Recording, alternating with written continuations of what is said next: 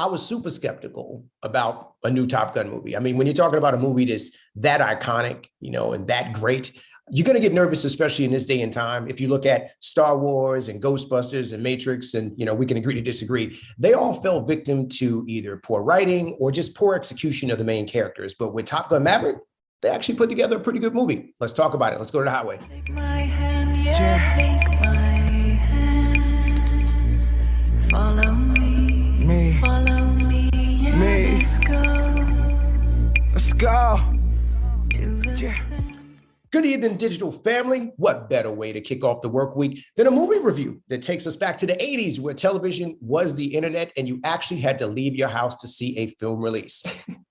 First of all, I wanted to thank Culture Con and my brother Headcrack from the Morning Hustle Show for the invite to this advanced screening a few weeks back. Please make sure you subscribe, like, and share so that way we can continue to grow the community. For all my new subscribers, I appreciate you. Welcome. Get comfortable on my media couch and let's talk about this need for speed. Okay, Top Gun.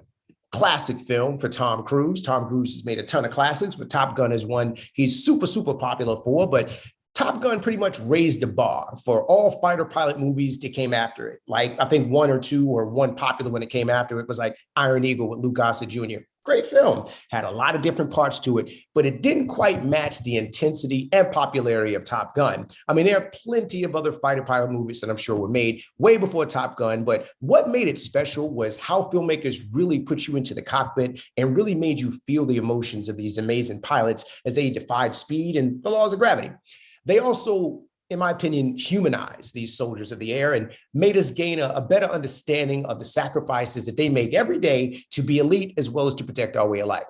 Okay, in terms of the film, when we left Maverick, he had just completed another successful mission and had earned the respect of being one of the best. Not number one, but one of the best. We all know that number one spot was for Iceman, for those who have seen this before. We reconnect with this dynamic character, Maverick. While he continues to move through life at a fast pace, he's still moving fast, and he still has a tendency to ignore all the rules and all the protocols set by the powers that be. Nothing's really changed in that regard.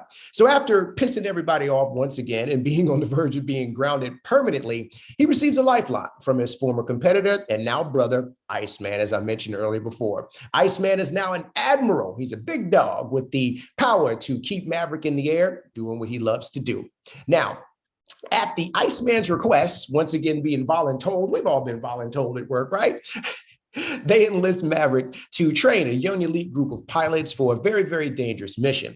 It requires someone that has next level skills to be able to take out a target and to be able to get out that area before the enemy can really mobilize their forces. Like, it's the type of mission that the military realizes that someone or many of the people that go there may not come back from that. So only someone that has flown in missions like this would be qualified enough to lead that type of initiative.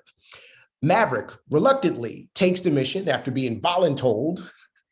And he's basically tasked with not only training, this young bunch of cocky pilots, real similar to him and Iceman back in the days.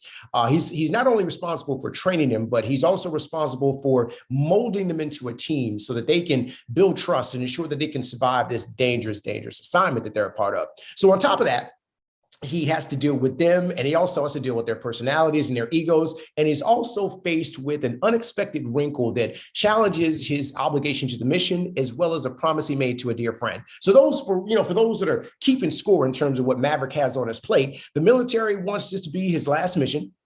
He is tasked with leading a bunch of kids into a potentially very dangerous battle and bringing them back home safely, which is crazy enough. And he's also caught in the middle of doing what he feels is right by a friend and also, wanting to continue doing right in terms of the mission. So he's definitely in a conundrum in this particular film. But as I mentioned earlier, some reboots or sequels suffer a lot from bad writing and poor execution of the legacy characters, whereas Top Gun Maverick did not have this issue at all. This story made sense. It was super easy to follow. The twists will definitely pull at the heartstrings, and the action is pretty much nonstop. So it's not one of those fighter pilot movies in which, has a little bit of a story to it or whatever. There's basically a story and everything is very full. So all the nostalgic sights and sounds are there, from the takeoffs to the speed boost to the lock tones, everything is present there. The movie is long, but you won't really feel it due to the pacing of it. Tom Cruise hasn't lost a step at all. This man keeps a full pocket of great performances.